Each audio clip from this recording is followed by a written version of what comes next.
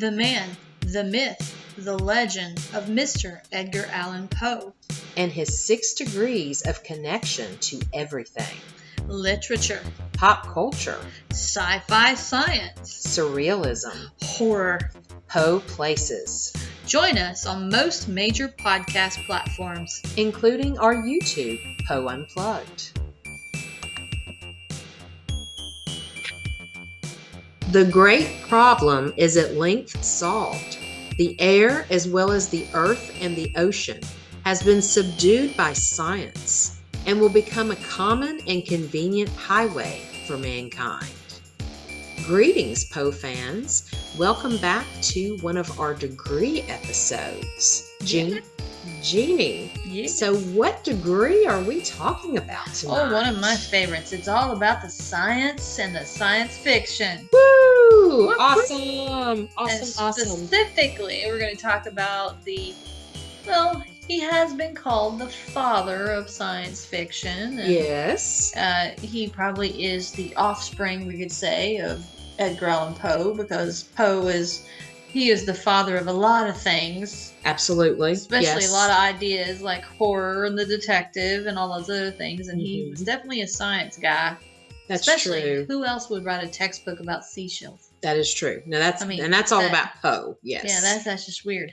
Yeah. But no, tonight we are going to discuss one of his fans. We might as well just call him a fan. Fans, if in social media terms, one of his followers. Yes, one of his followers, his stalkers, Mr. Jules Verne. Yes. He is a main man that we have all loved to read, especially in school. Oh yes, and he's French. Yes, he is. He is. Which I think was irony, if you think about it, because Poe, that was one of his favorite languages that he knew how to speak. Absolutely. And a lot of the stuff took place in France, specifically Auguste Dubin. That is very true. The Murs in the Rue Morgue. That's true. So, all right, you're keeping it very Frenchy. I am. We're going French. And what's very cool, yes, and what's really cool about Jules Verne, because I myself and Jeanie were born in February. He is also a February born baby.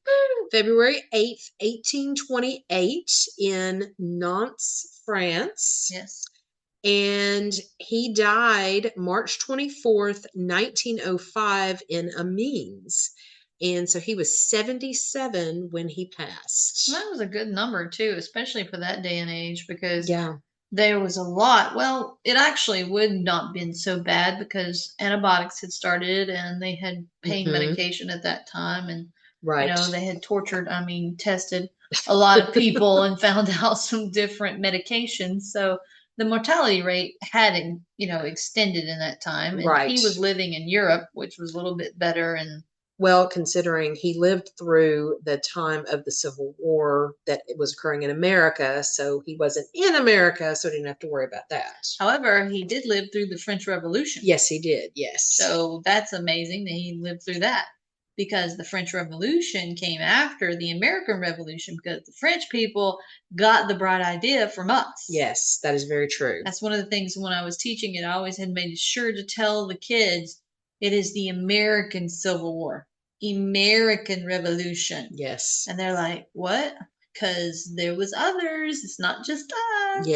Yes. Other people revolt. Yeah. So the French Revolution, was it during? I think he had been born during the French Revolution. I'd have to check the date. Okay. While you continue talking about that, I'll double check my date. So I'll talk about some of a little things about Jules Verne, or Mr. Verne. Background on him. Yes. And so, just like Jeanie had said, he definitely contributed a huge amount to modern science fiction, and we owe him a whole lot. The funny thing is that his father was a lawyer. He wanted Jules to be a lawyer, and when he went to school, he fell in love with literature, and so that kind of got turned around and probably did not make his father happy that he went another route. However, one of the first jobs he had was he worked as a secretary of the Theatre Lyrique from 1852 to to 1854, where he wrote several plays. But then after that, he was publishing some short stories and scientific essays for a periodical called the Musée des Familles. Very cool. Yes. Yes, and I was mistaken. I was a little early there, or late, actually, because the French Revolution literally took place like the year after we won the American Revolution. So Okay. 1789 and 17. I see, and I couldn't remember the dates, so Well, I'm that's glad the you thing. checked. It Yeah. was always, but technically, he did survive the French Revolution because after the French Revolution and the execution of Louis the 14th or Yes. 16th, 16th. one of those. Yes. One of those kings One of the got Louis. one got his head chopped off, you know. Mhm. So and that's when a lot of the French changed some Mhm. of their outcomes, and so it probably helped him be able to publish and write later on. That's true. You know, when he was born, and gave him a new outlook on life, even though, so yeah, Napoleon Bonaparte. Yeah. Well, and with his father being a lawyer, I'm sure that helped him. Yeah, he had a lot more opportunities, kind of like with Poe. You know, Poe getting the, shall we say, the good end of the stick when he got stuck with John Allen. Mhm.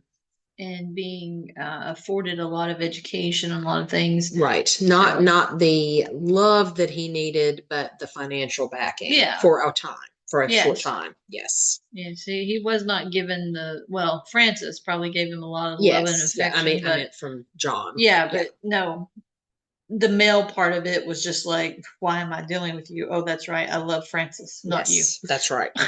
So back to Mr. Verne. So in 1857, he found love and got married, and Okay. they started having a family. And he switched roles. He left the theater and he worked as a broker at the Paris stock market. No, that was a major change. I know. Let me go from theater into working on the stock market and Yes. talking about money and wanting to like rip my hair out from my head. Right. And I'm sure part of the reason he did that was because he had gotten married and they were going to start a family, more established, more secure, stable, things like that. Yeah, probably if Poe's father David had done that, he might have, been a different outcome. That's true. Instead of both of them. No, there's nothing wrong with the fine arts and the theater arts or anything like that. I love them to death. But it's very hard to make a stable living. But as with any artists, it is very difficult to, especially sustain a family. Yes, absolutely. In that environment. Yeah, let alone yourself, but a spouse and children. But one of the things is also one of the greatest places to do that would have been France. Because it was the birthplace of a lot of the artists. Absolutely. Yes. Italy was more of the sculptures and all that, but France was all about the art. The picture art, the theater. Now the opera and stuff was from Greece and all that, but Europe was a great hotbed of artists. Absolutely. So yes. Jules Verne, he took up that role. Well, he was in the right place at the right time. He truly was. And even though he was working at the Paris stock market, do you think he let go of all his writing? I hope not. No. Good God, he needed something to break the monotony of working with money all the time. Yes. Yeah, I was going to say there was a time when I was in junior high that I thought about being an accountant, and I took accounting in 7th grade, and I was like, what am I doing? This is not me. Well, I will tell you that it wasn't that I had an aversion to math. I just didn't like math. Oh, I love math. I knew math. I was very good at math. I hated math because it was just too stale, in my opinion. It was too anal. Yeah. Let me just go for that. I agree. I'm not that anal of a personality. I do have my tendencies. I do have my, CDOs. But the one thing that got me is when I was doing my criminology degree, I had to take probability and statistics. Yes. And I figured out right away, number one, I would never be a professional gambler because I would hurt somebody with so many probability and statistics. Oh, yeah. And two, it just made no sense to me. Mm-hmm. I mean, I understood it. I knew the ratios, I knew the percentages, I knew all this. But I'm like, if you're dealing with human factor, Mm-hmm. sometimes probability and statistics don't work. Yes, and we're not going to get on this topic mentioning that, Yes, but the data that comes out of looking at student projections and things like that and the probability, but we're not going to digress, no. Jeanie. We're not, but we're on the same But track yes, as Jules Verne here, who was doing the stock market, which is very static yes, and very easy. He needed to balance his logical brain with his creative side. And so he still wrote and he conducted research at the National Library. And that made during that time. I mean, that made perfect sense. And it also shows a little bit more of his personality, being able to marry the logical and the artistic side of his brain. Because we all know that there has been many, many, many studies that right brain, left brain are two different things. Yes. So if you have the ability and are lucky enough that you can use both sides and marry them together, yes, it comes out wonderfully. And Jules Verne did that. He did. Because when you look at his work, he definitely sticks some analytical in there. Oh, and you know what I'm talking about. We'll get to that. And so when he was dabbling in the writing and it wasn't his full-time career, his goal was to write a novel where he was combining science with adventure. Perfect. Which makes perfect sense. And when you look at, and we're going to talk about this in just a moment, when you look at the list of all of his works, even if you haven't read all of them or seen the movies or plays or even know all of his work. Right, absolutely.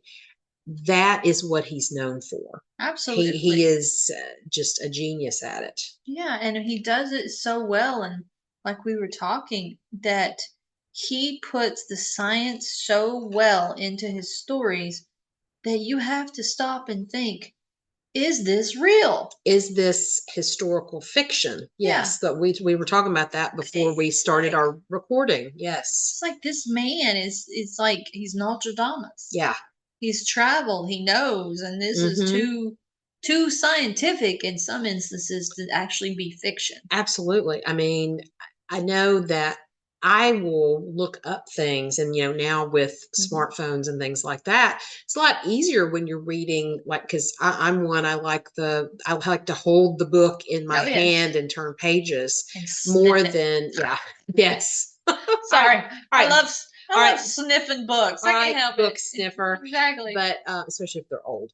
But that's just like walking into a library or a bookstore. I got my fix one. Oh, I know. Okay, sorry. But yeah, it's like it makes it so much easier now. It's like, oh, wait a minute, I'm not understanding this scientific term. Let me look it up. And it's amazing the intelligence he had with what he used. And so later in September of 1862, he met the man that was going to change his life forever. Yeah. Pierre Jules Hetzel. So I thought it was really interesting that his middle name was Jules. And basically he said he would publish Verne's Voyages Extraordinaires. And I'm not pronouncing that in the French way, but kind of Americanized that. And so in 1863, Hetzel published 5 Weeks in a Balloon. And we're going to talk about a connection to Poe with that story in just a few minutes, or a little bit later in this episode. Yeah, because this is all about connecting to Poe. Absolutely. And so what Hetzel did, instead of just saying, okay, let's just publish this, one story, he serialized it, which as we know, a lot of short stories, novels, things were published in that format in that day and time. Well, they had to, because it wasn't like normally here. Now we have all these ebooks and stuff like that. Back in those days, it was so difficult to put the printing press together and get the wording right and get the letters correctly. using the right letters, because Yes. E's would be different and the S's would be different and the P's and the T's, and you had to make sure you had the right ones, and to set something up just to print one page took hours. Exactly. And then the ink, you had to pay for the ink. So that was a lot of the reason that magazines and stuff were all about publishing serialized rather than just books and books and books. Absolutely. Because they wanted to reach the masses. And the masses were those that had equal opportunity to find these periodicals. Right. And there were the penny dreadfuls at the time, and they cost a penny because it would reach the masses. But this particular story, 5 Weeks in a Balloon, became a bestseller. Like, everybody loved it. So Hetzel knew he had a good thing. Yep. And so he went to Verne and was like, I think we need to get you under contract. Absolutely. He knew the golden goose had arrived. And so Verne, at that point, when he was offered the contract, became a full-time writer. His career lasted 40 years, and he produced around 60 works total. That's good. I mean, that's the equivalent of, like, what, one and a half a year? I mean, come on. Yeah. That, just to think, one of my favorite authors, she's been working on this one series for the last 10 years and has only published 15 books. Oh, wow. And I'm going, it should not take 15 years for that many books, especially in today's age with social media and the ease of writing. But to think that he was producing 1.5 or 1 to 1.5 during his career. Yeah, and he would have been in his early 30s in the 1860s. Yeah, and that would be perfect time. So. And so Verne's works, the way, like some of the research that I did, I think you found some of the same thing. Yep. He had, you could break it down into phases, is how this was listed, which, a lot of authors, I've never, most of them don't have phases or periods. You think of artists in that way. And maybe this was kind of more of a French style of categorizing. More than likely, yes. But the way this is broken down makes so much sense, especially based on the works that fall into each phase. And so the first phase was from 1862, when he first started to really get noticed, by Hetzel. Yep. And it lasted until 1886. And that was called the Positivist period. Yes. So all about being happy and positive. And so the works that came out of this time frame were published in 1863, Journey to the Center of the Earth, which is an all-time classic. Yep. And been redone so many times in movies and books and stuff like that. Absolutely. I think even TV shows too. Yes. Then 1865, From the Earth to the Moon. That's been put. And that was based on an idea that was in Tampa, Florida, actually. Which was ironic because he was writing about American happenings when he was French, and I was like, that's pretty cool. You got Poe writing about French happenings, and he's an American, right? So. There's the antithesis of. And then Florida being a Spanish civilization, right? Right. Oh, I know. Crossing over there. Then in 1870, he had 2 publications, Around the Moon and the beloved 20,000 Leagues Under the Sea. Yeah. One of the faves. Yeah, I agree. The Nautilus. Yes. And then in 1873, another fave, Around the World in 80 Days. Yes, and it also has been around the world many times. I believe the last one that just got done was Jackie Chan was the main character. Oh, interesting. So, okay. You talk about unusual, but yeah, it was actually very interesting. Oh, I bet it would be. That'd be pretty cool. So during this time frame, he, he was starting out, with his young family. He lived in Amiens. He traveled at that time to America. He came to New York City. He went to Niagara Falls. And he really got into sailing at this point. And so he bought a yacht. He was traveling, on his yacht to several European countries. Yep. And he was also collaborating with theater adaptations of his works. Which is unusual. Yes, and so especially at that time frame, so his stories were that popular for people to want to go ahead and put it on the stage. Yeah, they were already mediaizing it. Yeah. I created a new word. Yes, you did. I did. All right, mediaizing it. Even before the film industry, because at that point photography was just gaining. It was infancy. Yeah, really. and then of course you had Bale coming out with the phonograph and all those things, and then by the early 1900s is when we started with the silent films. Mm-hmm. So for them to actively seek him out to put his work on the stage, yes, at that early days, is phenomenal. Yeah, but when you think about the works, that's probably his most known works are his earliest publications. Oh yeah, those were probably his babies. Yeah. Those are the ones that he put the most effort into. It's like whenever I was doing my research in the Library of Congress has all these cartography maps that are found in the books. Yeah. And are laying that Jules Verne made a very, very important decision that in those books, when he was discussing things and when he was talking things and had his characters doing things, he wanted it as authentic as possible. Yeah. So he would have these maps created to match exactly what he was talking about. That's cool. That is really cool. Put in the books and have them put in the writing.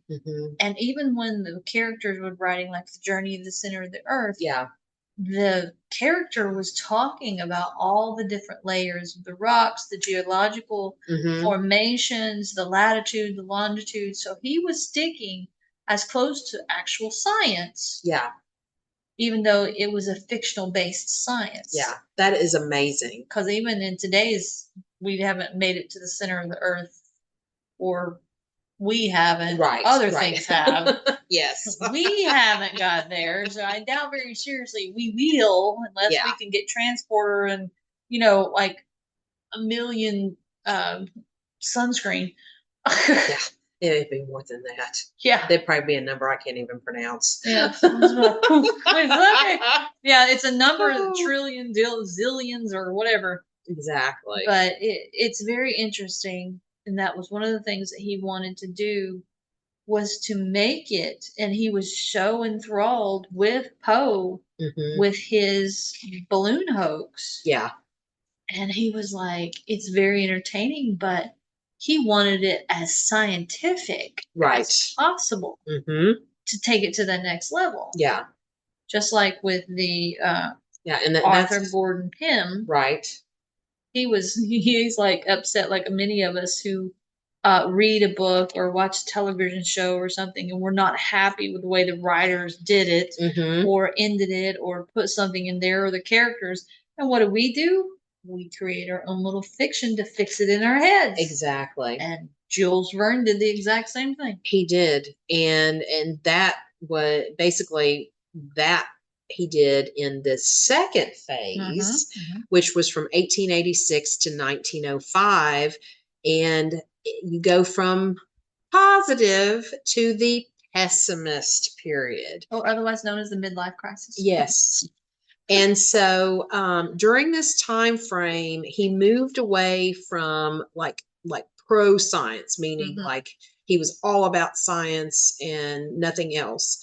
But so he moved from that to the dangers of technology, where you had these scientists who were just filled with hubris and basically we're going to cause the destruction of man and everything else. And it fit very well with what was going on in society at that point, because that's when you had the behaviorals coming up. You had like Freud, you had the experiments going on about the new technology. The electric shock therapy was coming into play in the early 1900s. Yep. I can see him being mad. Yeah. About what these people were doing with science. Now, he was very much a proponent for science, but at the same he time, didn't leave science. It was just it evolved. Yeah. His writing evolved with it. And a lot of us, like everything else, that we love something, but if someone bastardizes it and made it into the devil incarnate, which is, I think, where Jules was headed with this. With the changes, you had the Industrial Revolution coming back in again, and all that, and he lost a little faith. In the science. Absolutely. Sorry. The irony of that statement. Okay, oxymoron. Exactly.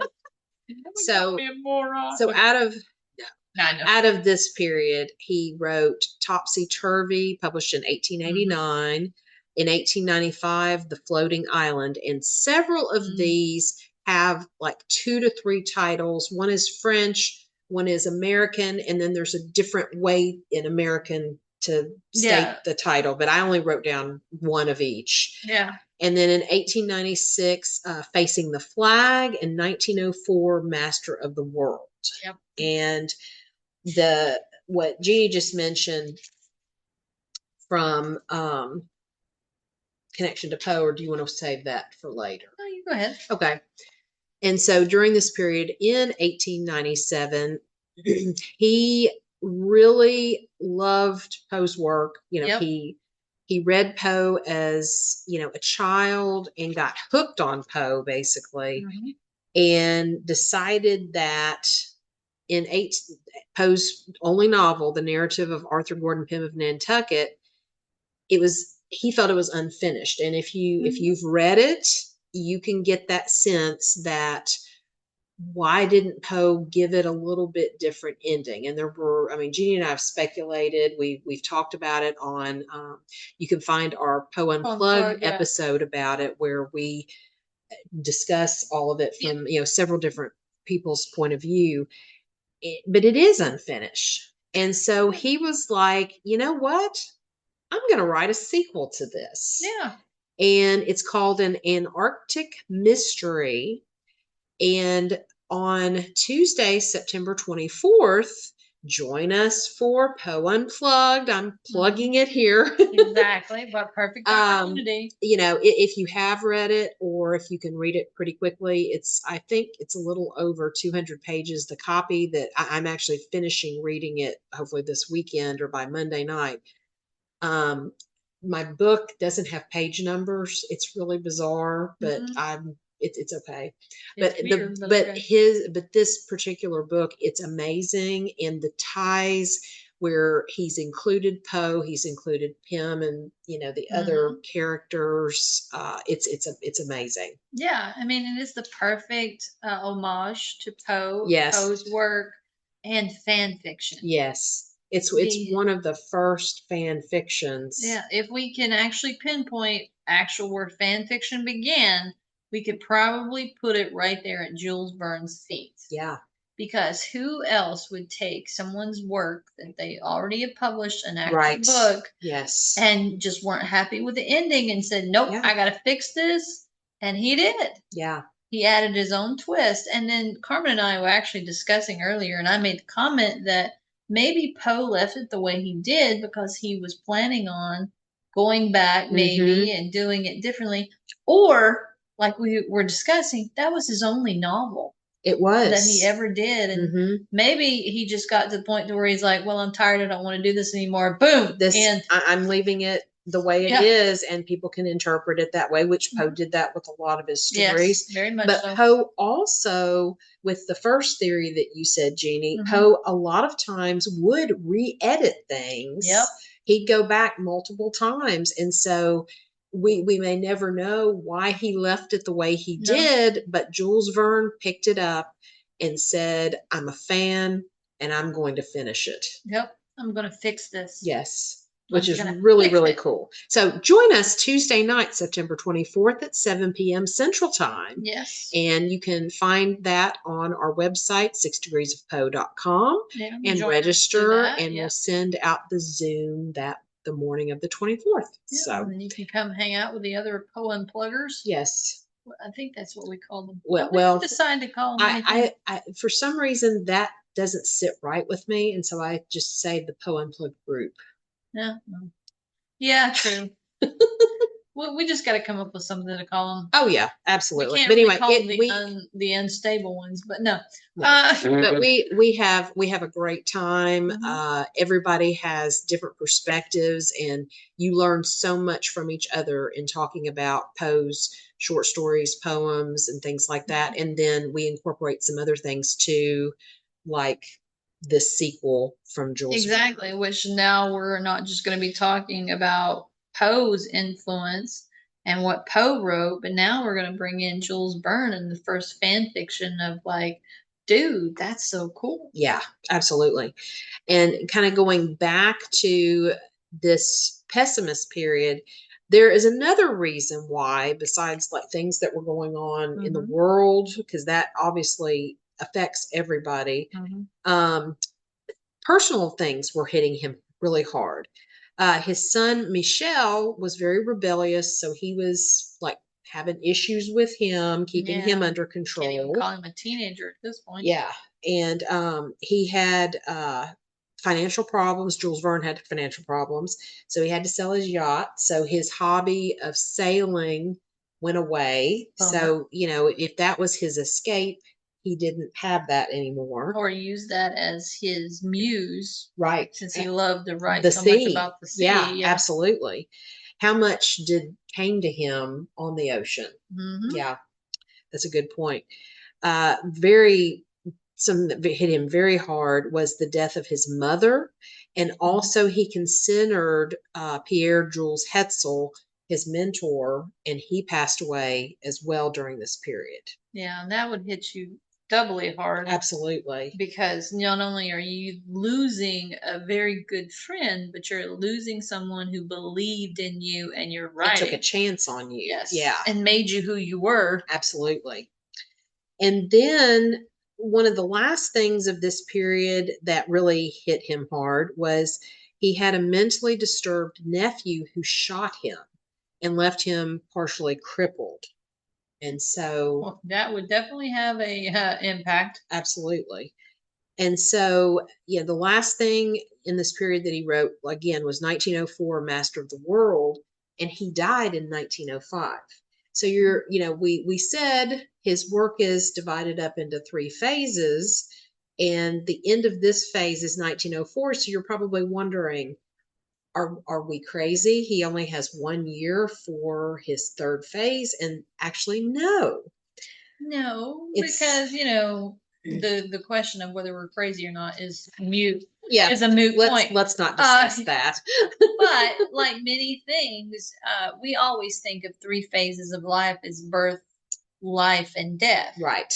Well, in this writing world of Jules Verne, his true birth as a writer took place in his 30s. Yeah. So it wasn't the moment he was born, it was as his born as a writer in his 30s. And then it went to where up to the end of his life, right, where he was seeing the death of not only of his creativity, but of many things that he held dear. Absolutely. To create those lives.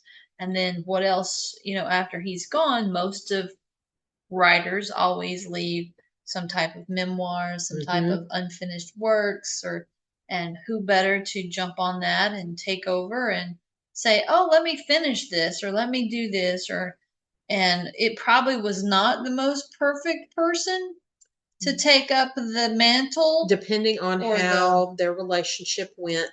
We don't know for a fact. Yeah, we do have speculation based on some of the instances that they went through as a father and son to give us some knowledge, maybe. Right. So this last phase is called the posthumous. Yes, I always that word. Yeah, posthumous phase, and the works that he left unfinished, which was a ton. Like he left a whole lot.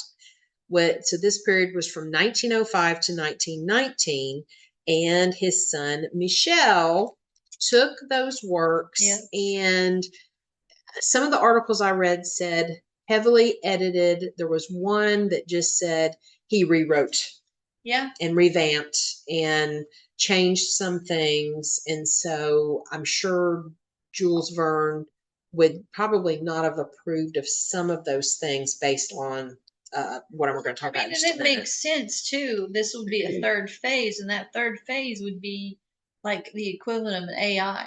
Yeah. Because his son was taking his work and making it his own. Right.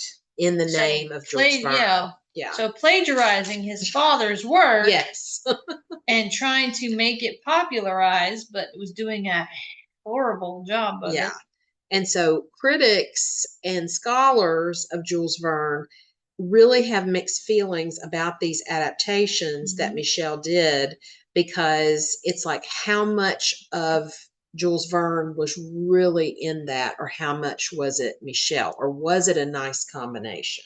Yeah, because the only way we would actually know is if we saw the original manuscripts papers that Jules Verne had written, and if Michel had actually published them as that, then we would know that yes, these are the words of Jules Verne. Yeah.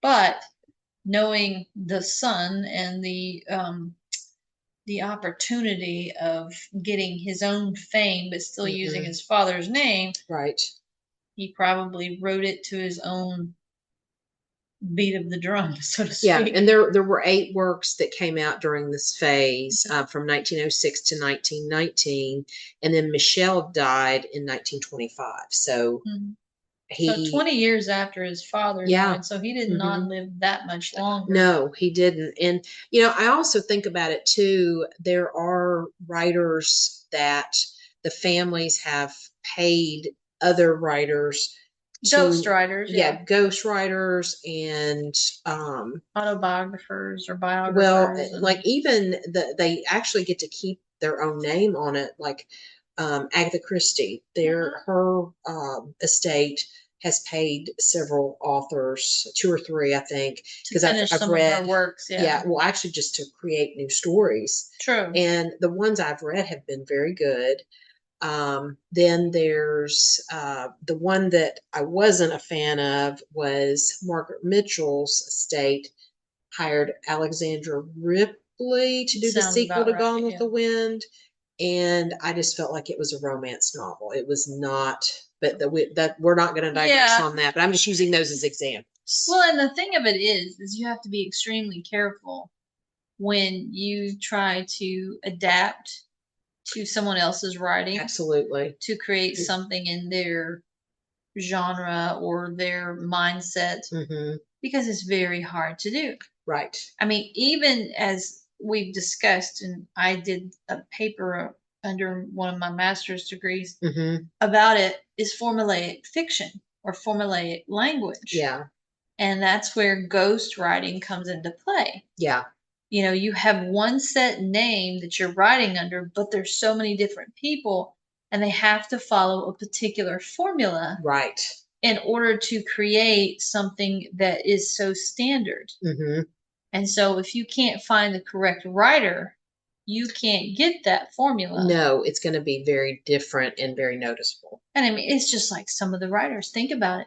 Can you imagine if someone tried to do something like this with Stephen King's work? Oh, wow. Yeah. I don't think that would be possible. No. I'm sorry. Stephen King, you are one of my idols, but I don't think anybody could write as well as you. Right, right. Because you have a very perturbed mind. In a good way. And again, I'm not saying it's a bad thing. I'm just saying that his writing is amazing. Yeah. And just like, Jules Verne, he was so enamored with Edgar Allan Poe's The Balloon Hoax that it sparked something inside of him that he took it, he ran with it, and he even wrote something to go with Poe. Right. And the way he wrote it, I think Poe would be happy with it. He would have been ecstatic. Yeah. To know that someone was paying homage to him because, what is it they say that imitation is the best form of flattery. Yes. Yes. So Absolutely. to me, Jules Verne is flattering Edgar Allan Poe all over the place. Mm-hmm. Oh, absolutely. Michelle, however, did not. No. Because what were some of the names of those? So 1906, the Golden Volcano. Never heard of it. 1907, the Thompson Travel Agency. Never heard of it. 1908, there were two: the Chase of the Golden Meteor and the Danube Pilot. Never heard either one of those. 1909, the Survivors of the Jonathan. Nope. 1910, there were two: The Secret of William Storitz and Yesterday and Tomorrow. Nope. And in 1919, the Barsac Mission. Nope. See, yeah, I haven't heard of those. Those are things that they probably had like one production. Right. And that's it. Yeah. So, because everybody's like, that's not Jules Verne. Yeah. So, Jules Verne left a legacy with science fiction. We were talking, because he really was the father of science fiction. We were talking that Mary Shelley was kind of the mother. Yes. Of horror and science fiction. Yeah. Both. Because if there could be, you have the father side, then the mother side would have been Mary Shelley because she had the horror and the science fiction locked down with Prometheus Man. Right. And then Poe wrote before Verne and had, several different science fiction stories. And you can put him in that category. It's adventure, it's science fiction. And so would he be considered the grandfather? We were trying to debate, but that, to me, that would make the most sense. Yeah. Jules Verne, H.G. Wells after him, and Lovecraft.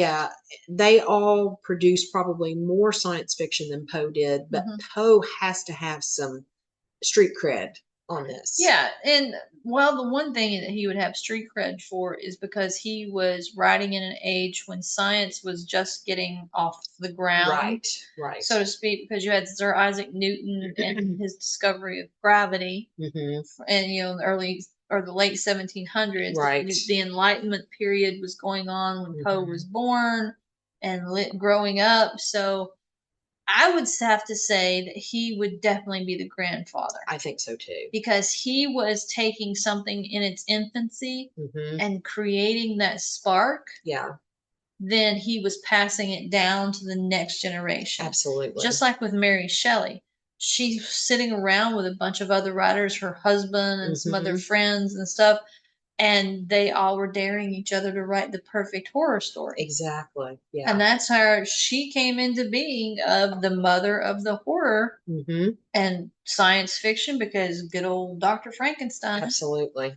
Oh, I know. It's almost gives you chills to think about all of it. Can you imagine being able to be sitting in that room listening to them talk? Yeah. Or even Poe. Can you imagine sitting in a room listening to him to recite one of his poems or his works? Know. All right. We need, Sorry. H.G. Wells, we need your time machine. Exactly. We need the time machine.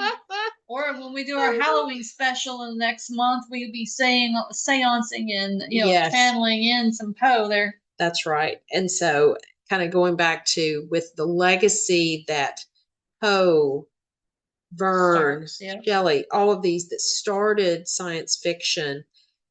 In 1926, a man named Hugo Gernsback established the first literary magazine that featured tales of and it's such a weird word to look at, but it's scientific fiction, all one word.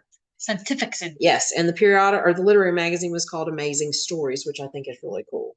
Yeah, I think there actually was a TV series called Amazing Stories. Yep. Yeah. And so, and then, eventually it became science fiction and then shortened to sci-fi. Yeah. Yep. And which is what we know it by today. And there's even a channel that they changed the name to sci-fi, but spelling it SYFY. Exactly. Yeah. So. And then, Verne's influence just kept going into, like we've already talked about, people made, plays, movies, TV shows. He's mentioned in different, TV show episodes and things like that. Movies being made where he's, his characters and stuff are coming like the League of Extraordinary Gentlemen. Exactly. Yeah. The Nautilus is the big, right there. And you're like, okay. Yeah, and then in 1954, the Navy, our Navy, I should say, the United States U.S., Navy, yes, launched the first nuclear-powered submarine, and they called it the Nautilus How after ironic. Jules Verne. Yeah, Yes. it's just really cool. And then there's been other characters that have been created that in adventure stories trying to go around the world in a certain amount of time. Yes. Following Phileas Fogg and like Nellie Bly in 1890, yeah. Wiley Post in 1933, and Steve Fawcett in 2005. Yeah. So people are keeping, authors, creators, writers, they're all keeping those same elements from Verne alive. Well, and think about it. The movie Journey to the Center of the Earth has been redone and redone in just the past 10 years. The Rock played the main character and did did this thing, and it's like, why is something that was written in the mid 1800s still, and there's very rarely anything that's changed from the story. That's true. Yeah. It is so close, and that's one thing that we were talking about with Jules Verne. He was so much a stickler about getting as close to scientific as possible. Yes. That you can't really change anything about the stories because you would change the stories. Yeah, absolutely.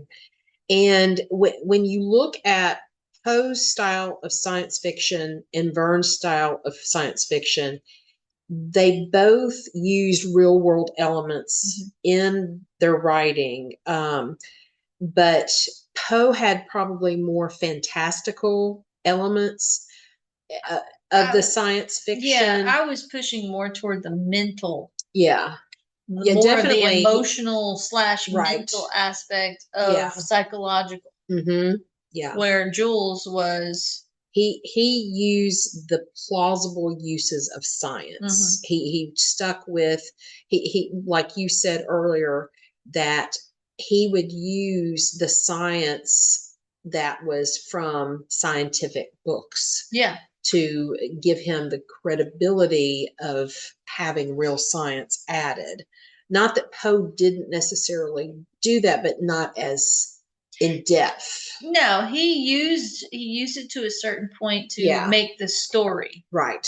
Whereas Jules Verne used it to make the science the story. Yes. And swear Poe was the other way around. Yes. Poe was using the story to create the science, right, and Jules was using the science to create the story. Exactly. And both have those realistic characters that stand out that, and again, read the narrative of Arthur Gordon Pym of Nantucket, read the Antarctic Mystery, and read them close together so you don't forget things. And there's one chapter that has a very summarized version of Pym, so that helps. Yeah, it helps you connect them. But Poe to Verne, and then eventually we will be talking about Mr. Wells, Mr. Lovecraft. Yeah. But we're getting there because they all connect. Absolutely. They're all degrees that come together, and Poe is our catalyst. Absolutely. So this one just had to be spoken about first. Absolutely, because he comes right after Poe.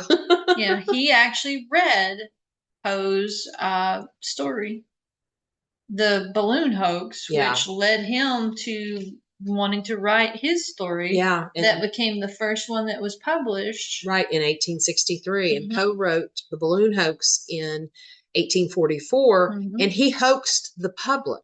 So that was his War of the Worlds before Orson Welles did War of the Worlds. Yep. Which is really, really cool. Because that was in the newspaper when Poe did that. Yeah. And Jules, he had his serialized. So his first 5 works were serialized, just like with the Murders in the Rue Morgue. So. Absolutely. Yeah. It's all so connected. It just... Around the world in not 80 days, but in paper form. Yes. Or around the world in Poe days. There you go. In Poe times. Yeah, Poe time. The Poe time. Yes. Well, I think on that note, Jeanie, we are Poe out. Science has not yet taught us whether madness is or is not the sublimity of the intelligence.